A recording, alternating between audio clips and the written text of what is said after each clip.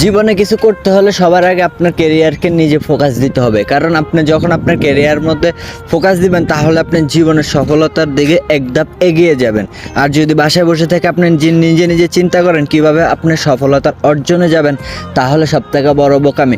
আজকে আপনি বসে না থেকে চিন্তা না করে আপনার কেরিয়ারের জন্য নিজে অক্লান্ত পরিশ্রম করা শুরু করুন। তাহলে আপনি পরিশ্রমের এক সময় সফল ব্যক্তি হয়ে উঠবেন।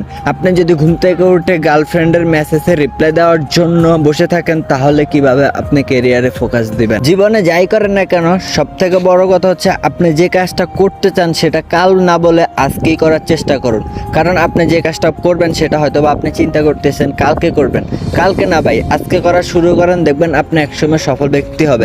আপনি সফল ব্যক্তি হওয়ার পিছনে যদি আপনি যে কোনো কাজ পরিশ্রম করেন না কেন, সেই কাজে আপনাকে লেগে থাকতে হবে এবং অক্লান্ত পরিশ্রম করে যেতে হবে। হাড় ভাঙা পরিশ্রম করার পরে